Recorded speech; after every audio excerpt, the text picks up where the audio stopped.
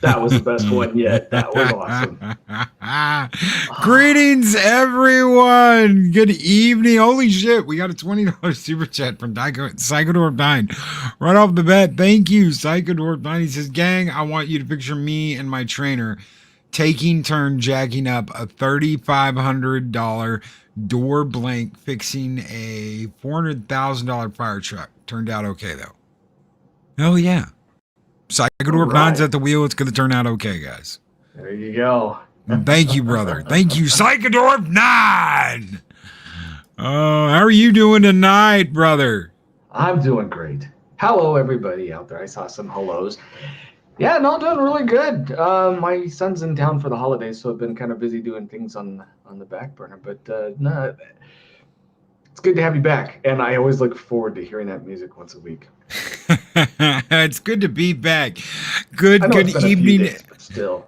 Good evening, everybody. I so missed last week, being here last week. I absolutely love doing this with Adega. And I've got to say good evening to Purple Valkyrie, Dave, Bob, Chris Persia. Guys, thank you so much for being here. Shane Nolan, good evening, Shane. Snortopoopas Cuber, my favorite polar bear on YouTube. Mark the Infinitely Tired, greetings, my friend. I hope you are doing well. That 70s rock fan, hail, sir. So glad to see you here. Psychodorp 9, of course. DJ Ronnie G. Good evening. Good evening, everybody. Thank you so very much for being here. Dee Dee Myers, good morning. Or good evening. Oh my God, I said good morning. I knew I was going to say that at some point. Pat S., how are you doing, brother? So good to see you all here. Welcome to Seven Kinds of Mischief with Dr. Adega Outlaw. Andrew. You got a crowd. Raj H, good evening. Leia Rose, yes, absolutely, guys. Thank you all so much for being here. And we're going to put on a hell of a show for you tonight. We've got some fun stuff, and I've got something new I'm going to be doing. So I'm looking forward to this. Heck yeah. This will be cool. Well, what do you got for us tonight? I've got pictures. Tell me when you want me to roll the pictures. It'll be a minute or two. I went through a research article. I'm going to give you the highlights of it. And it is in a form to where I couldn't scan the images from it, but you guys will get the idea, because all the stuff that you've seen, most people have seen everything that I've done tonight, and I'm going lightweight. Last week was kind of heavy, and I think I kept my Mexican Iron Man awake all night because of the subject matter. He actually did research, and he's like, holy crap. And I go, yeah. But any of you are photographers, or you've seen them, and you've heard of people talk about orbs, right? You know orbs, right? Loki. Yep. Yeah, I used to do photography. Okay. Well, then you're going to know a lot of this stuff, because I watched this video, and it showed this little girl in her house and dancing, and all of a sudden these little orbs started coming up all around, and the person saying, look at all the spirits. And I'm going, no, look at all the dust that the camera's catching. So yeah, but then there's things like, and I'll explain it in a minute. I don't want to get into this article because there is so much about it, and they call them AOIs, but there's so much about this where people believe they could be all kinds of different stuff, and there was actually a group that decided to do this. Is a scientific study. Limited though, which is the way all science should be done, and left open-ended, because real science isn't conclusive. Real science is something that's under investigation. Remember that. It applies for anything. When they say, oh, trust the science. Why? Because you came to a certain conclusion without full evidence yet. Anyway, here is the abstract to this. This thing is called Anomalous Orbic Spirit Photographs, a conventional optical explanation. This is done by Gary E. Schwartz, Human Energy Systems Laboratory. And I don't have a date on this, but it was out of the University of Arizona, Tucson. Kind of interesting study. Here's the abstract for those of you who want things laid out in scientific terms. With the development of reliable and inexpensive digital cameras, numerous individuals have reported capturing anomalous round shape or orbic objects in photographs.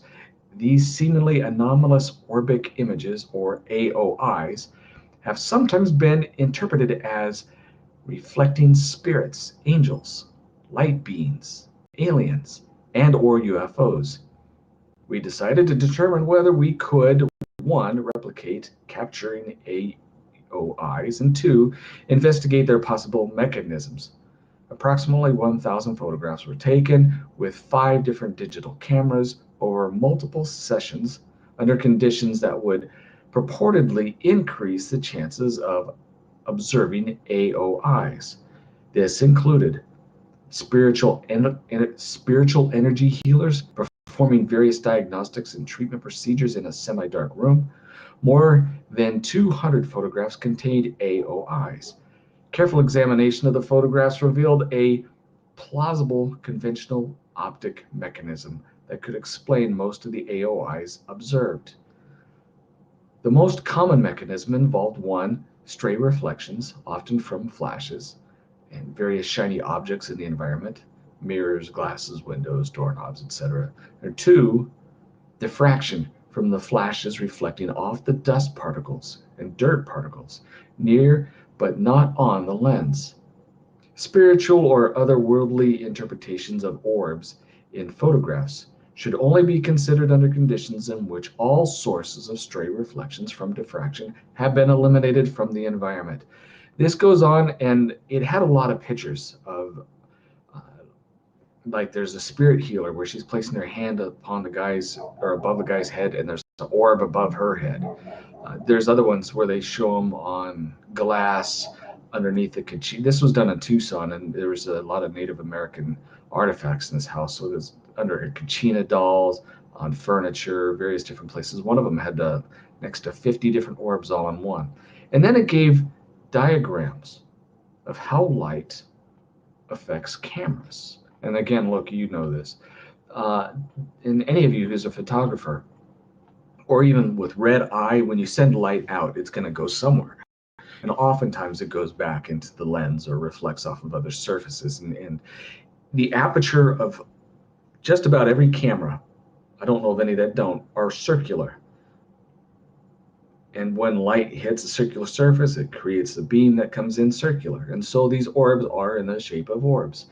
If they're oblong, it means that the light came into the shutter at an angle instead of straight on, steep enough angle to make it a parabolic shape.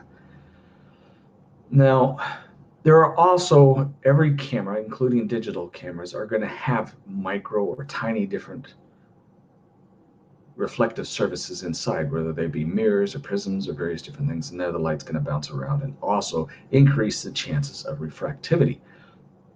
What this study showed, though, is the more expensive the camera, the higher quality the camera, the less the orbs were, until the one Canon version that they had, there was none whatsoever. Even when they stabilized the camera and tried to duplicate exactly what they did with others where the orbs were showing up. Hence, all the images within this building where they were saying that you could find orbs, whether it had spiritual healers or people doing all kinds of different things, it was all just the trick of light and camera. Sorry to disappoint you on that. However, you take those expensive cameras out into a place, say, forests, graveyards, different things where those refractive surfaces are gone and you don't have any starlight, or it's been minimized on contact where you have a polarizer or a hood or something on the lens itself where that light can't come in that way. Periodically, there are times when they show up and no one knows why. The reason why I brought this up too is my son, like I said, he's been here and we were talking about it, and he has images because he used to go out and do orb hunting in graveyards, and one in particular that he went to an insane asylum. I should bring that up. It was where we used to live, right down the street. All kinds of weird things happen there. But he has images of non-refractive sources of orbs that actually have faces on them. And when I get those images from him, I will share them with you. He's got to find them because he's got a ton of different stuff. So that is a little bit about orbs. Now, I gave Loki, just not to leave you hanging and think, oh, well, he usually carries real spooky stuff, and, I debunk something tonight. But I do want to get into something that may or may not have validity to it. There's a bunch of images. Most of these I think you folks have seen. We're going to discuss some of them. There are others that you have seen, and I know for a fact, and they've also been debunked, or they've thrown question on them to where people have figured out, well, this is a possible explanation. If they don't have possible explanations, I have images of them, and I wanted to show those with you. This first one here, this one is called The Brown Lady. This portrait of the Brown Lady ghost is arguably the most famous and well-regarded photograph ever taken, at least of a ghost photograph. The ghost is thought to be the Lady Dorothy Townsend, wife of Charles Townsend, second Viscount of Rainham, resident of Rainham Hall in Norfolk, England, in the early 1700s. It was rumored that Dorothy, before her marriage to Charles, had been the mistress of Lord Wharton. Charles suspected Dorothy of infidelity, although according to the legal records, she died and was buried in 1726. It was suspected that the funeral was a sham and that Charles had locked his wife away in a remote corner of the house until her death many years later. Dorothy's ghost is said to haunt the oak staircase and other areas of Rainham Hall. There's a little caption here I wanted to read. This famous photograph was taken in September 1936 by Captain Provad and Adri Scherer. Can't give you the better reading of their names. Two photographers who were assigned to photograph Rainham Hall for Country Life magazine. This is what happened according to Scherer. Captain Provad took one photograph while I flashed the light. He was focusing for another exposure. I was standing by his side, just behind the camera, with a flashlight pistol in my hand, looking directly up the staircase. All at once, I detected an ethereal field form coming slowly down the staircase. Rather excitedly, I called out quickly, "Quick, quick, quick! There's something!" I pressed the trigger on the flashlight pistol.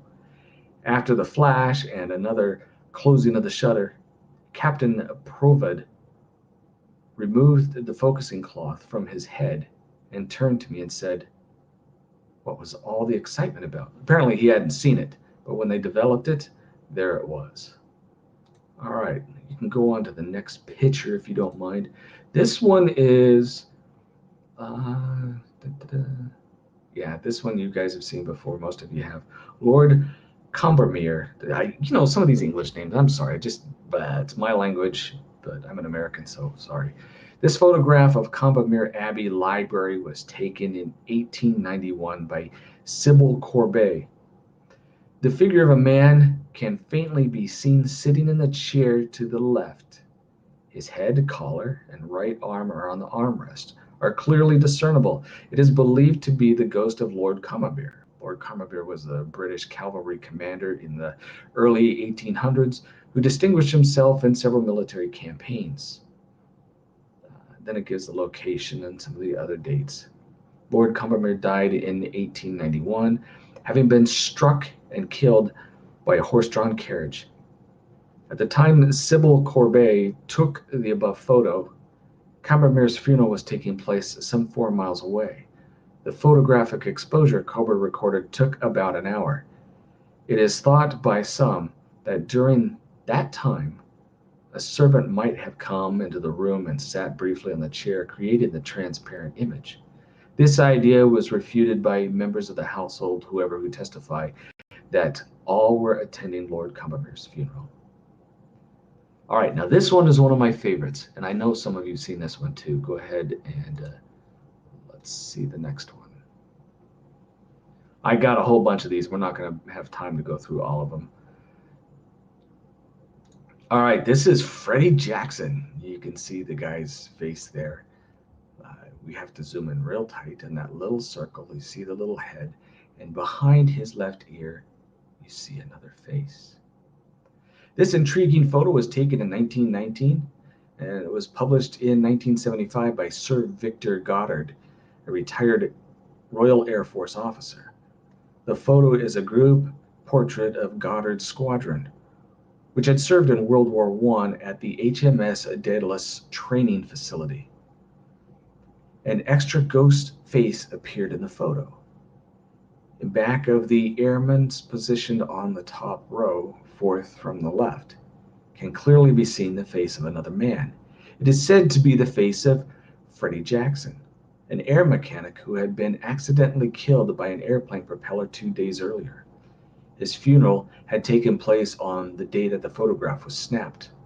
Members of the squadron easily recognized the face of Jackson's. It had been suggested that Jackson, unaware of his death, decided to show up for the photo. And we know I'm convinced that that is not a fake. Somehow that showed up.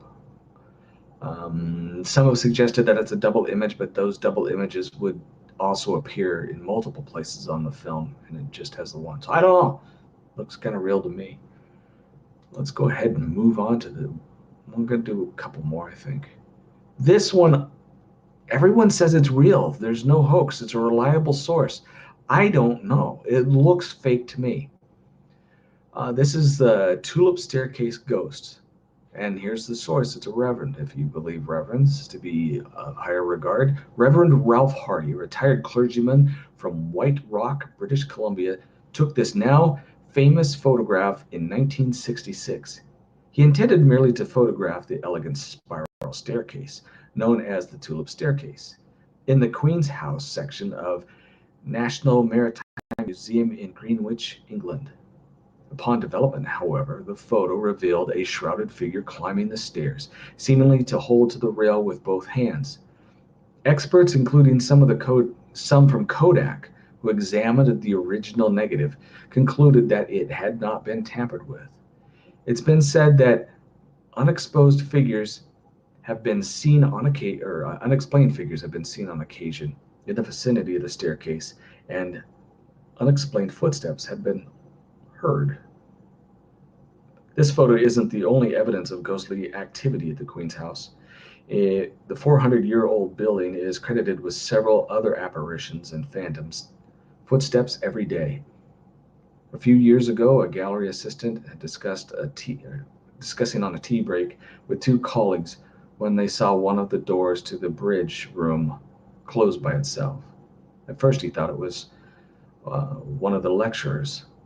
And then there's a few other incidences, children, different things that show up there. But I don't know. That one they claim that it's a pretty reliable source, pretty reliable image.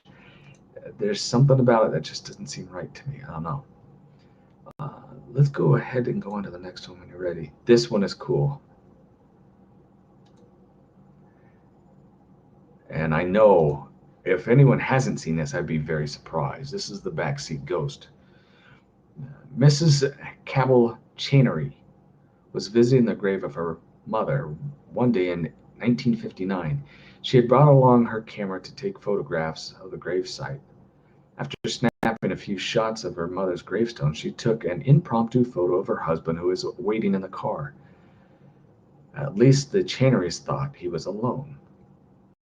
When the film was developed, the couple was more than surprised to see a figure wearing glasses sitting in the back seat of the car. Mrs. Cheney immediately recognized the image of her mother, the woman whose grave they had come to visit that day. But who knows? What time do we got? Let's do one more. This one is weird. I hadn't seen this one before. If you guys have seen it, more power to you. I don't know how this turned out. I'm going to read to you what it is. It's just short. It's called The Ghost of Boot Hill Cemetery. This is in more recent times. It could have been a color photo if they wanted, but they wanted it dramatic. Terry Ike Clanton is an actor, recording artist, and cowboy poet, and is also a relative of the legendary Clanton gang, who clashed with the Earps and Doc Holliday at the famous gunfight at the OK Corral. Clanton took this photo of his friend at Boot Hill Graveyard. The photo was taken in black and white because he wanted the Old West-looking picture of himself dressed as Clanton's 1880 periodic clothes. Clanton took the film to be developed at the local thrifty drugstore. When he got it back, he was startled at what he saw. Among the gravestones, just to the right of his friend, as you can plainly see, is the image of what appears to be a thin man in a dark hat. By height, the man appears to either be legless, kneeling, or rising out of the ground. All right, now there was a bunch of hoaxes that I found also. There's one of a lady in white, a few others, but I think I'll save the others for some other time. All right, didn't want to leave you hanging with nothing, but there's some ghost photos for you. All right. Thank you. Thank you, Mm-hmm. Adega. Did you ever Thank get you. images like that? You done photography? I got some weird ones, but nothing like that. No. All right, let's hear that ancient Bible. All right, here we go. So, guys, this is the new thing we're gonna do this week, starting here, and of course, all things must start in the beginning. When questioned concerning the creation of the world, the northern skalds, or poets, whose songs are preserved in the Eddas and sagas, declared that in the beginning, when there was as yet no earth, nor sea, nor air, when darkness rested over all, there existed a powerful being called the All-Father.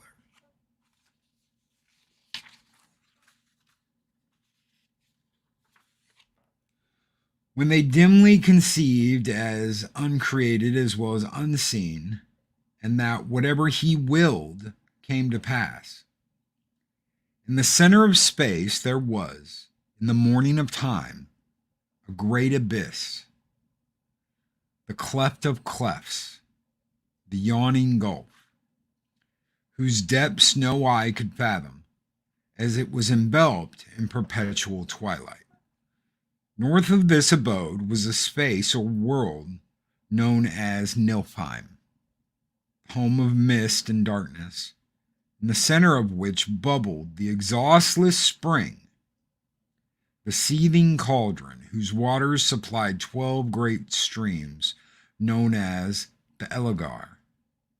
As the water of these streams flowed swiftly away from its source and encountered the cold blast from the yawning gulf, it soon hardened into huge blocks of ice, which rolled downward into the immeasurable depths of the great abyss with a continual roar like thunder.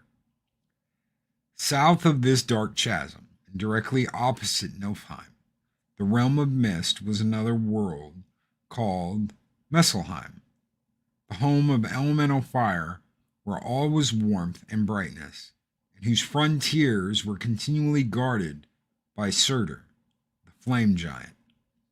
This giant fiercely brandished his flashing sword and continually sent forth great showers of sparks, which fell with a hissing sound upon the ice blocks in the bottom of the abyss, and partly melted them by the heat.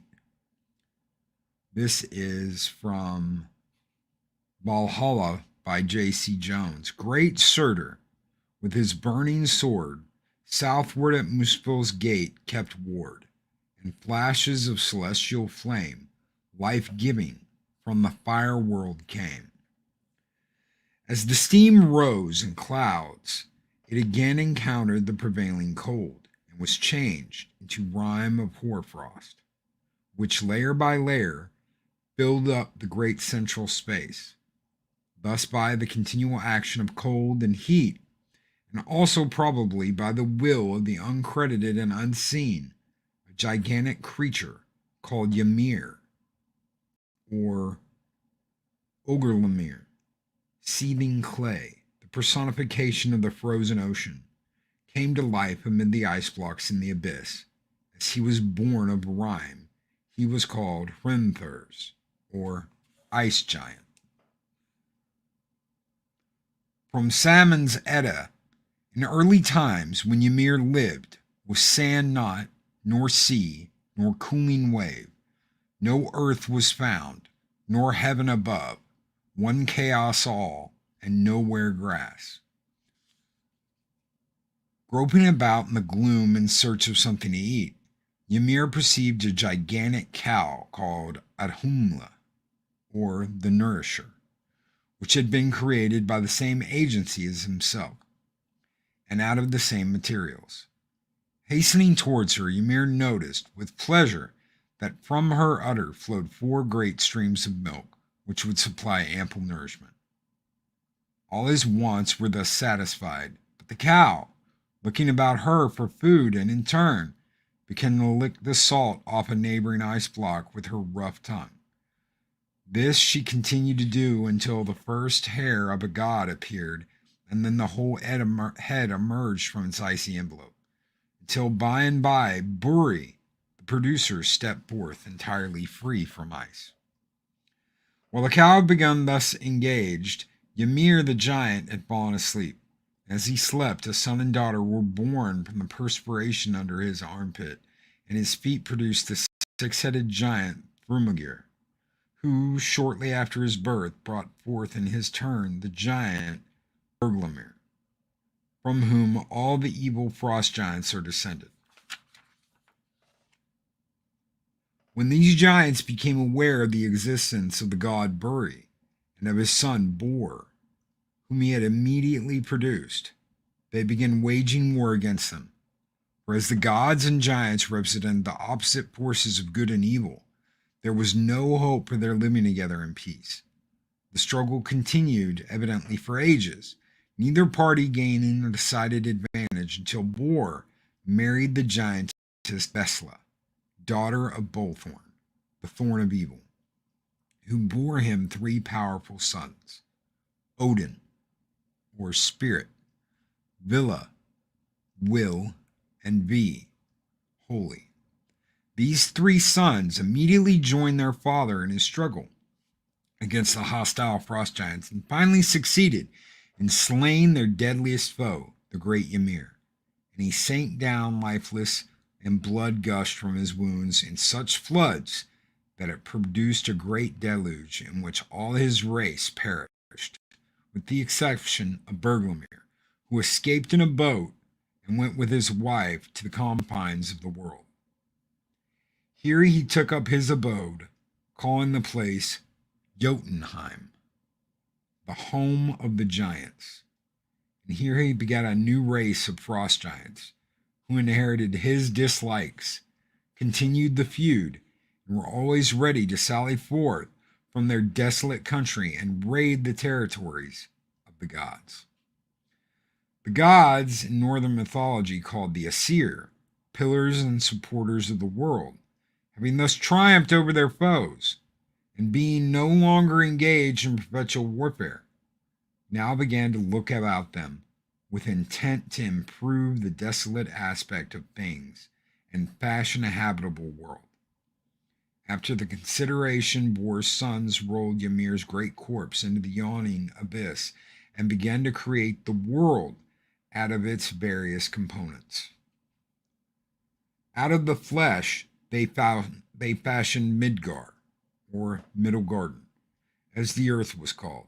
This was placed in the exact center of the vast, limitless space, and hedged all around with Ymir's eyebrows for bulwarks or ramparts. The solid portion of Midgar was surrounded by the giant's blood and sweat, which formed this ocean, while his bones made the hills, his flat teeth the cliffs, and his curly hair the trees and all vegetation. Well pleased with the results of their first efforts at creation, the gods now took the giant's unwieldy skull and poised it skillfully as the vaulted heavens above earth and sea, then scattering his brains throughout the expanse. Beneath, they fashioned from them the fleecy clouds. To support the heavenly vault, the gods stationed the strong dwarfs Nordi, Sudri, Astri, and Westri at its 4 corners, north, south, east, and west, bidding them sustain it upon their shoulders, and from them the 4 points of the compass received their present names of north, south, east, and west. To give light to the world thus created, the gods studied the heavens vaults with sparks secured from Muspelheim, points of light which shone steadily through the gloom like brilliant stars. The most vivid of these sparks, however, were reserved for the manufacture of the sun and the moon, which were placed in beautiful golden chariots. When all these preparations had finished, and the steeds of Ark, the early waker, and Alsvin, the rapid goer, were harnessed to the sun chariot, the gods, fearing lest the animals should suffer from their proximity to the ardent sphere, placed under their withers great skins filled with air and refrigerant substances. They also fashioned the shield Svalin the cooler and placed it in front of the car to shelter them from the sun's direct rays, which would else have burned them and the earth to a cinder. The moon car was similarly provided with a fleet steed called Osvider, the Allswift, but no shield was required to protect him from the mild rays of the moon. The chariots were ready, the steeds harnessed, and impatient to begin what was their daily round. But who should guide them along the right road? The gods looked about them, and their attention was attracted to two beautiful offspring of the great Mundafari. He was very proud of his children and had named them after the newly created orbs Mani, the moon, and Sol, the sun. Sol, the sun maiden, was the spouse of Glauer, who was probably one of Surtur's sons. The names provided proved to be happily bestowed, as the brother and sister were given the direction of their steeds and their bright namesakes after receiving due counsel from the gods. They were transferred to the sky, and day by day they fulfilled their appointed duties and guided their steeds along the heavenly paths, basically raising the sun and raising the moon each night. The gods next summoned Night, daughter of Norvi, one of the giants, and entrusted to her care a dark chariot, drawn by a sable steed, Hrimpoxy, Frostmane, from whose waving mane the dew and hour frost dropped down upon the earth. The goddess of night had thrice been married, and by her first husband, Nagfari, she had a son named Odd. By her second, Anar, a daughter, Jord, and by her third, the god Delinger, Dawn, another son. A radiant beauty was now born to her, and he was given the name Dag, Day.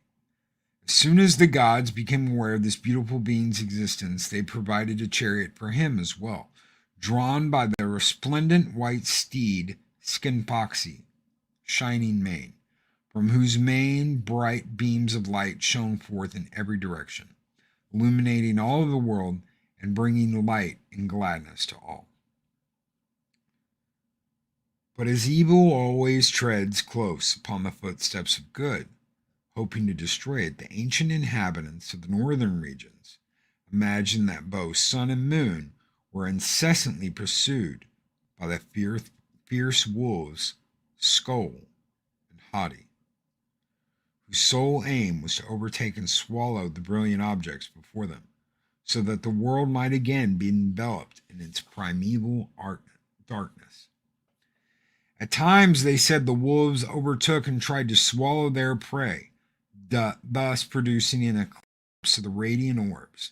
Then the terrified people raised such a deafening clamor that the wolves, frightened by the noise, hastily dropped them. Thus rescued, sun and moon resumed their course, fleeing more rapidly than before, the hungry monsters rushing along in their wake, lusting for the time when their efforts would prevail and the end of the world would come.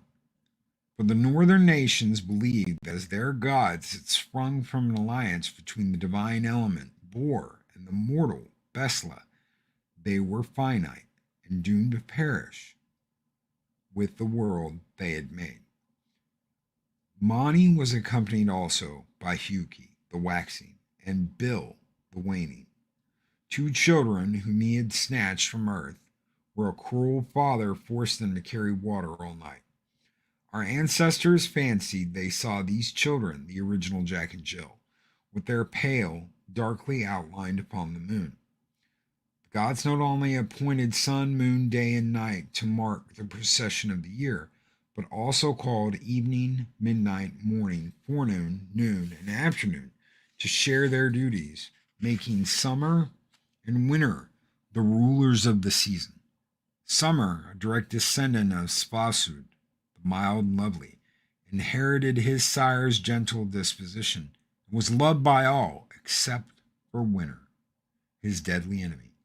And soon Vitsul himself was son of the disagreeable god Basud, the personification of the icy wind.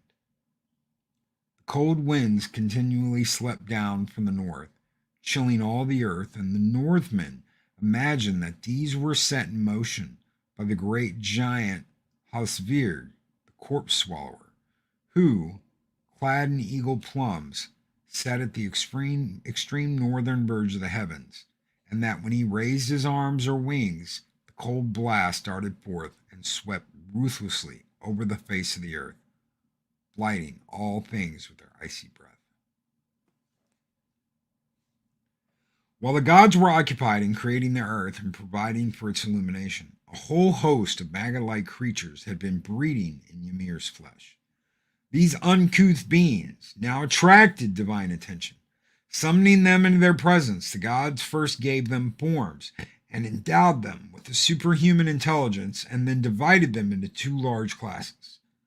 Those which were dark, treacherous, and cunning by nature were banished to Svartalfaheim, the home of the black dwarves, situated underground, whence they were never allowed to come forth during the day, under penalty of being turned to stone.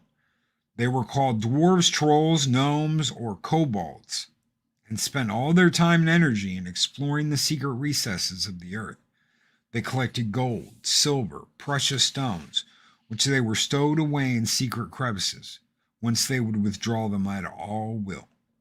The remainder of the small creatures, including all that were fair, good, and useful, the gods called fairies and elves, and they sent them to dwell in the airy realm of Alfheim, home of the light elves, situated between heaven and earth, whence they could fit downward whenever they pleased, to attend to the plants and flowers, sport with the birds and butterflies, or dance in the silvery moonlight on the green. Odin, who had been the leading spirit in all these undertakings, now bade the gods, his descendants, follow him to the broad plain called Idewald, far above the earth, on the other side of the great stream, whose waters never froze. In the center of the sacred place, which from the beginning of the world had been reserved for their own abode, called Asgard, home of the gods, the 12 Aesir and 24 Asjorn goddesses all assembled at the beginning of Odin. Then was held a great council, at which it was decreed no blood should be shed within the limits of their realm, or peace stead, but that harmony should reign there forever. As a result of the conference, the gods set up a forge where they fashioned all their weapons and tools required to build magnificent places of precious metals, in which they lived for many long years in the state of such perfect happiness that this period had been called the Golden Age of Asgard. I've got one more story for you before we quit tonight. Although the gods had from the beginning desired Midgard, or Monaheim, as the abode of man, there were at first no human beings to inhabit it. One day, Odin, Billy, and Bee, according to some authorities, or Odin, started out together and walked along the seashore, where they found either two trees, the ash, ask, and the elm, embla, or two blocks of wood, hewn into rude semblances of the human form. The gods gazed at first upon the inanimate wood in silent wonder. Then, perceiving the use it could be put to, Odin gave these logs souls. Honir bestowed motion and senses, and Loder, also known as Loki, contributed blood and blooming complexions. Thus endowed with speech and thought, and with power to love and to hope and to work, and with life and death, the newly created man and woman were left to rule Midgar at will. They gradually peopled it with their descendants, while the gods, remembering they had called them into life, took a special interest in all they did, watched over them, and often vouchsafed their aid and protection. Allfather next created a huge ash tree. Ash tree, not a huge ash tree.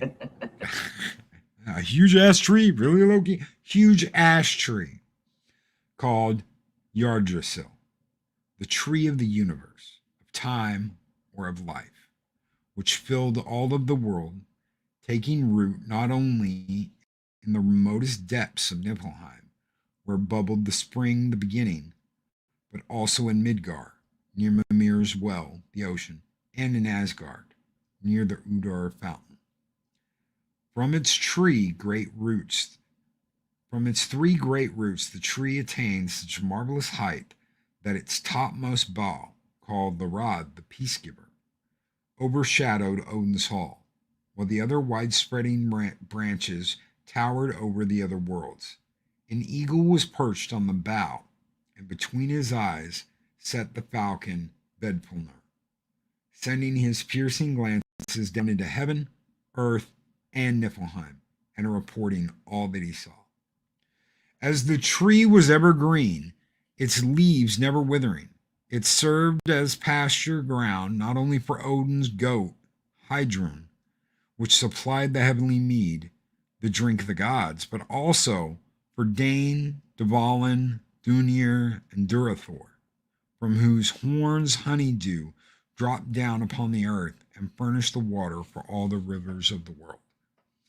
In the seething cauldron, close by the great tree, a horrible dragon called Nidhugg continually gnawed the roots and was helped in his work of destruction by countless worms, whose aims it was to kill the tree, knowing that its death would signal the downfall of all.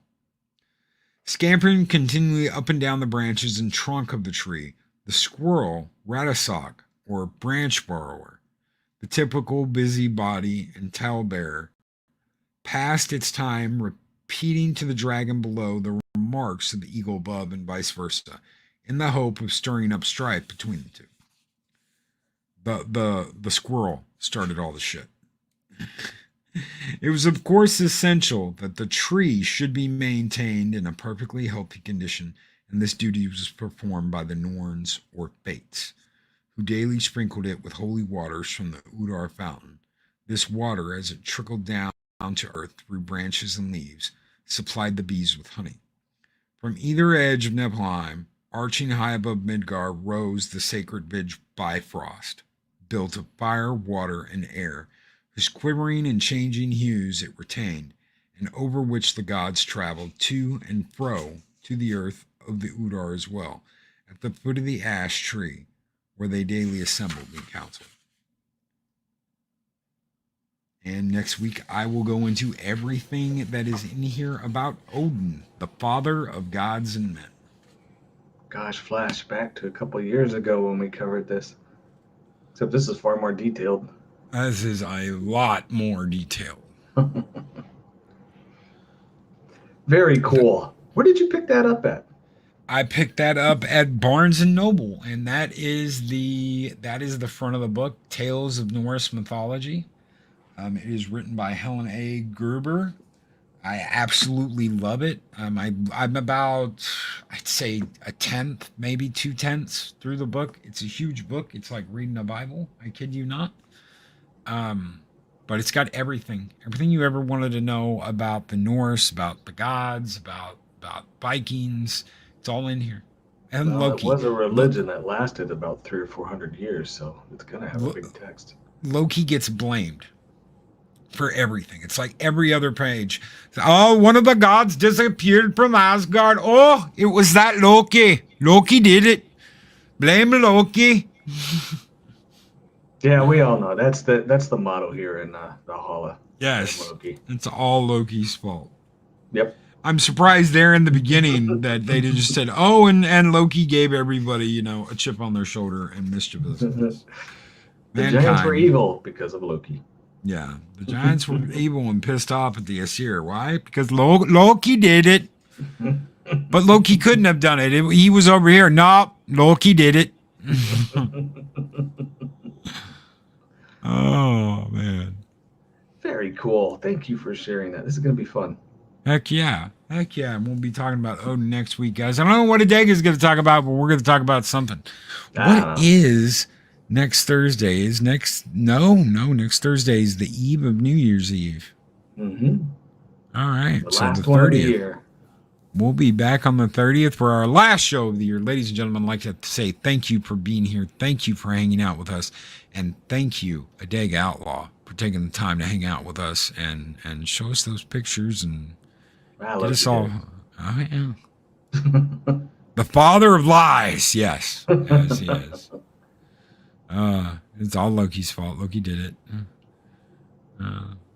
The food of the gods disappeared and mankind got a hold of it. Loki did it. Mm-hmm. The dragon and the worm chewing on the tree. Loki told him it was good for him. Yeah, Loki told him it was good for him. Hey, guys, just eat some of the tree. You'll grow big and strong. You guys have a great night. Take care. Be excellent to each other. Always speak friend to honor. And we will catch you guys later. And Merry Christmas.